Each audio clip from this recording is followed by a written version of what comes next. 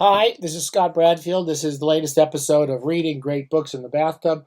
We're reading one of the all-time great books in the bathtub. That's Pale Fire by Nabokov. Don't be put off by the excessive intellectualizing about this book. It is difficult. It's one of those difficult books that is a great pleasure to read. But you need to start off, I think, thinking about reading, about when you read this book, and not worry about studying the book. I tried to warn you in the previous lecture talk that you really don't want to approach this the way Kinbote, the evil mastermind of Pale Fire, as propped up by Vladimir Nabokov. You don't want to do what the evil mastermind tells you to do, which is to read it like an analysis of a text. You need to read it like a novel, which is the way Nabokov wrote it. The opening section, for the foreword, the quote-unquote foreword, is really an introduction to where we are at the end of the book, sets up the context of the novel, and then it sets up the first meeting of the story, which is between Charles Kinbote, the hack, horrifying, nightmarish, lying, cheating, creepy Charles Kinbote, the academic, with the artist John Shade, who's an elderly man who's come to the end of his life and his career and is writing what is going to turn out to be his last poem. In the foreword, that's basically what we get out of the opening. We are also getting the efforts of Kinbote to appropriate this poem that hasn't arrived yet in our reading and make it his. So, for example, on page 15, he describes Shade. Shade would write drafts of his poems, and when he was writing the poems, he would rewrite industriously, like Nabokov did, and then he would burn the previous drafts. And at one point, Kinbote says, Shade, on page 15, Shade destroyed drafts the moment he ceased to need them. Well do I recall seeing him from my porch on a brilliant morning, burning a whole stack of them in the pale fire of the incinerator before which he stood with bent head like an official mourner among the wind-borne black butterflies. Okay, thinking about this act of creation and of cleaning and of revising his book as this kind of mournful, dirge-like horror, in which the pale fire is this exhumation of all the poor old drafts. This is Kinbote's use of the term pale fire. The proper use of pale fire will come up in the poem itself, but it's him trying to appropriate that term. I'm hesitant using terms like appropriate as a literary critic's term, but he's taking over this book wherever he can, and he's trying to put his fingerprints all over it. And it's kind of hard not to see that passage and that use of the phrase pale fire there.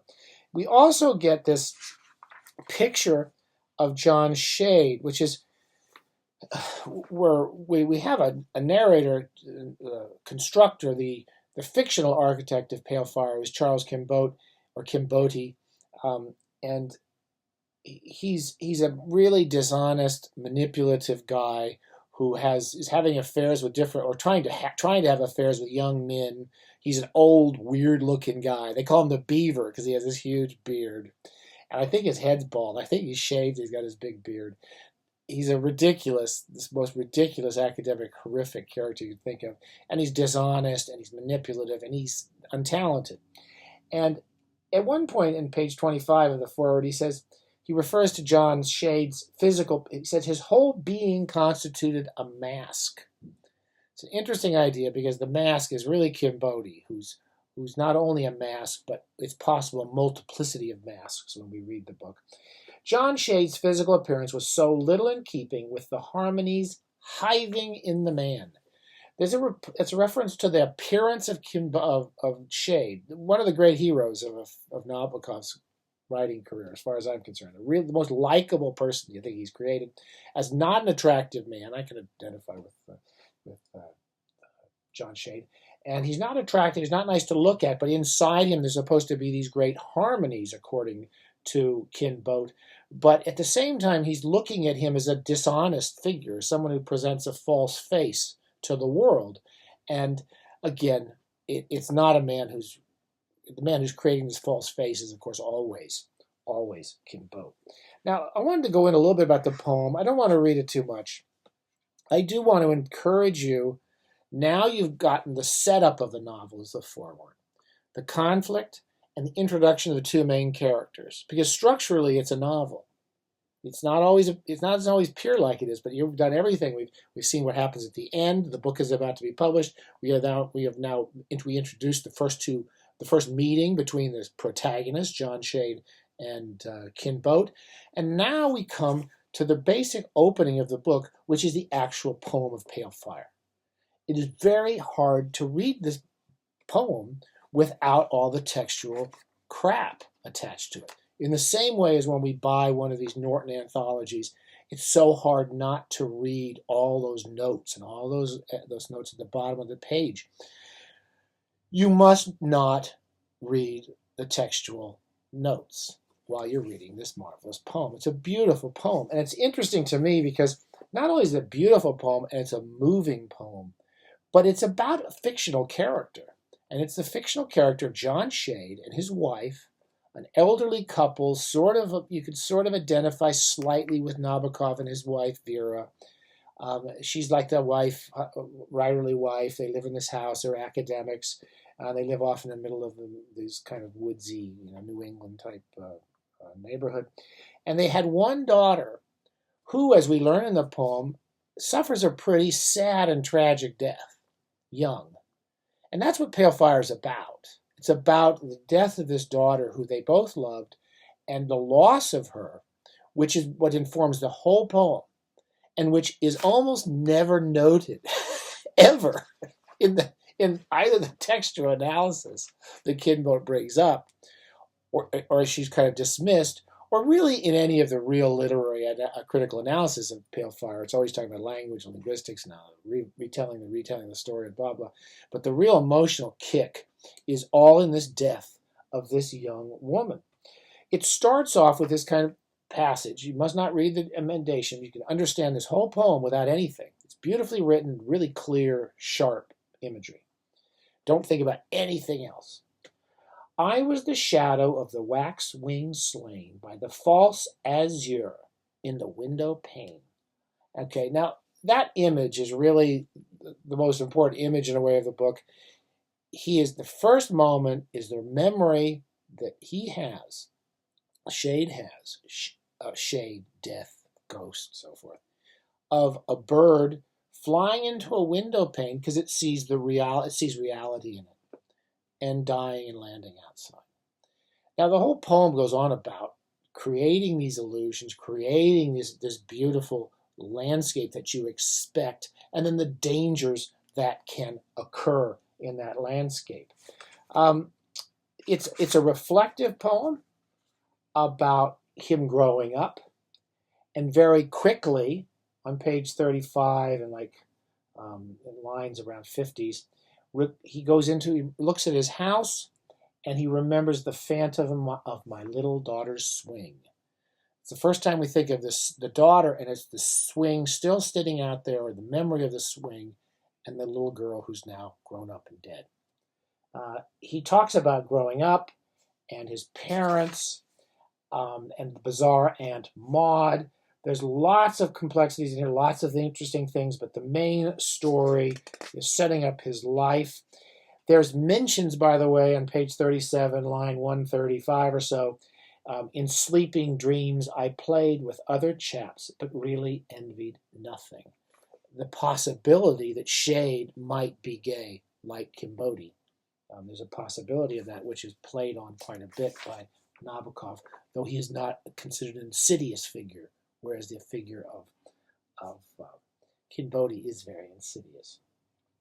Now, we move on to really the most powerful, which is Canto 2, the longest canto. And the canto opens with this important stanza. There was a time in my demented youth when somehow I suspected that the truth about survival after death was known to every human being. I alone knew nothing, and a great conspiracy of books and people hid the truth from me. So beautiful idea. It's a perfect Nabokovian idea, which is that everyone in the world knows about life after death. They know how this whole universe operates. But as a child, that's solipsistic. It's almost a negative solipsism. He's the only one who doesn't know. As a child, they're keeping the secret afterlife from him. And the whole second canto, like all of Pale Fire is about the transmutation of our life into something else. Something that comes up again and again in the late Nabokov novels, the notion that our world is evanescent and that there is, he's not a religious man, Nabokov, but there is something beyond what we know. And the entire, and that thing we almost know is that window we can smash ourselves into trying to get to it. So that opening image is never left behind. So he goes on considering about this, considering about the this possibility of translating our lives into something else. He then goes on to talk, which is about the most powerful part of the book, is about the daughter. And this is his daughter. I kind of forgot her name already. It's not Vanessa, is it? Maybe. His daughter has died, and as his daughter grew up, the short matter of it is that like John Shade, it's quite strongly suggested over and over that the daughter's not an attractive girl. She's not very smart, and as not attractive, she may be quite smart. She's not a beauty. They start to realize as she gets older. They love her. She's her adoring daughter. This is a really moving, powerful section in the book. The stuff that gets really lost in Nabokovian criticism. The notion that he goes at one point, Shade goes to the school play. And everyone's excited, of course, seeing their children on stage playing parts. And they don't normally would think about whether their children are playing parts that represent them or not. But what's powerful is that he goes there and he sees all the children playing beautiful characters. And his daughter plays Mother Time, Stoop, this old craggy witch. And when she comes out on the stage, that's the part they've given her, and that she obviously fits the part in her looks. Shade goes into the bathroom in the poem. He remembers going in and crying and weeping because his daughter has turned into an unattractive girl, and he feels worries for her. And he sobs in the men's room. Now, what we start to learn is as the girl grows up, she never really has any dates. She never has a boyfriend. And one night, and this is around late in the second stanza, she's set up for a blind date with a young boy. She goes to meet the young man, and basically, as soon as he sees her, he turns and leaves. Okay, this is a really powerful, emotional, dramatic, narrative poem. He took one look at her and shot a death ray at well-meaning Jane, the girl who tried to set this up. And he takes off. And this girl, who's basically a young woman now and feels lonely and is isolated like many only children, she goes off. And the lake is thawing. It's the end of the winter, and the lake in the neighborhood is thawing. And she walks out onto the lake, and like the bird that crashes into the window, she crashes through the ice and dies. This is a really powerful. I think every time I read this, I'm in tears in 2 or 3 scenes. And he at the end of this stanza, basically Shade says, "Can we retake the scene? Can we retake that section of our life?" Really a powerful expression of grief and wanting to get it over and to be able to do this again. And that's how the second stanza and the most important stanza concludes in the great poem Pale Fire. I'm taking a small amount of inspiration here. Canto 3 is the most important reflection on what happened. And it's one of these great opening puzzles.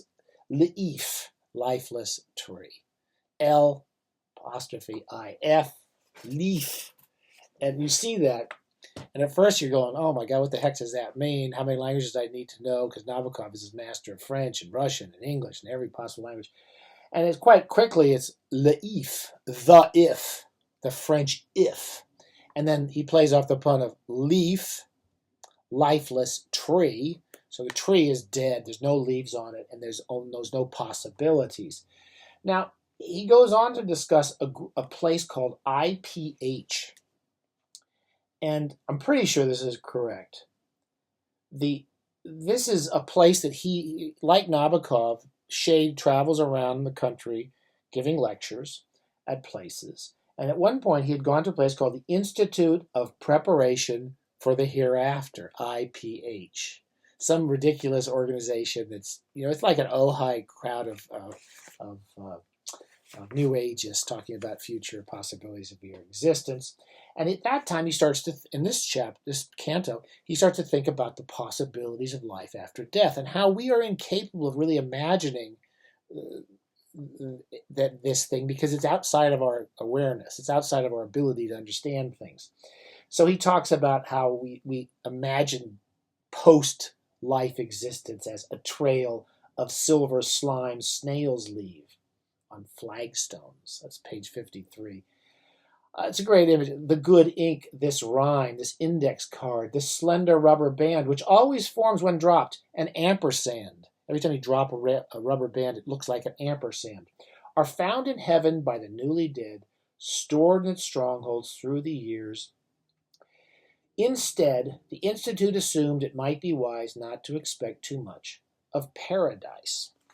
And then he goes on to say that we keep thinking about ghosts. And the best we can do is to come up with the idea of a ghost coming into our house. So just an image of the person that we saw. And we don't really understand that there is something possibly more vast. And most of Nabokov's late books are concerned with this to a really weirdly intricate degree sometimes. And I don't quite know enough about it to talk about it, but you will see that occurring over and over again, particularly look at the Harlequins and transparent things, this concern with another existence beyond ours. Ada, I can never pronounce it right because it's got a complication about the pronunciation. So, this whole notion about death, and that's the pale fire that he's interested in, is the pale fire of the world we knew, and it somehow, whether we're the pale fire or the pale fire is after we die, perhaps we are just a pale fire or something that burns more brightly, or vice versa. After we die, we burn brightly in another place. And at the end of that canto, there's a great moment where Shade recalls hearing another woman, a journalistic article about a woman who has similar dreams as Shade about an afterlife, where she says, I saw a mountain. I saw a fountain. And Shade sees a fountain in his dream of another life. And he goes to talk to her, and he thinks he'd understand it. And then he learns from her that it was a misprint, that the article about her, she was talking about a mountain, not a fountain. And this notion of slippages and mistakes and accidents that are textual, alighting some sort of vaster understanding of the world, is what Shade comes to feel he understands at the end of Canto 3. He says, the real point of life is just this, on page 63. Not text, not the text of Pale Fire, but texture. All these different narratives together. Not the dream, but topsy-turvical coincidence. And in there is this kind of narrative life that's so exciting about Nabokov. In other words, the text is there. He does these beautiful texts, but then he sets them up in this kind of universe of causality and confusion in which there are mistakes and puns and misunderstandings and misapprehensions, which really swallow up Pale Fire unless you're careful, because you can't lose this wonderful poem that threatens to swallow it all up before you get to the end of this massively complicated novel. And the last stanza is important, but I don't want to talk too much more about it, except that he talks about composition and how the poet writes the world and creates the world and sorts the world into his book. And at one point in that, there's a very important part in which he, before the poem of Pale Fire ends, it's a very important part to Brian Boyd, for example, and I think Brian Boyd's probably right, there's a certain clue in here, at which point John Shade, at the end of his poem, says, why the only way we can really tell the truth about the world through art is if we created this poem and then wrote a novel based on that poem as a commentary on the poem. So he's sort of given the clues to Kinbote, who comes along later, in how he can sort out this big poem and make it his.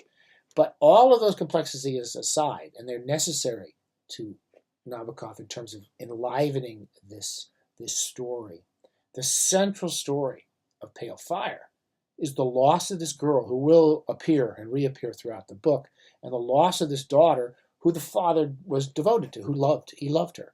And the loss of that daughter going through the ice, like the bird crashing into the window pane, is the haunting image of Pale Fire, not any of the other crap.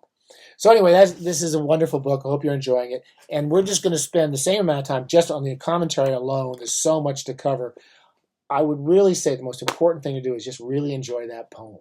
Okay, and go at it without any preconceptions, any knowledge of the story that Kinbote is about to weave based on that poem, because you can't understand it without understanding that human story that Shade is sharing with us.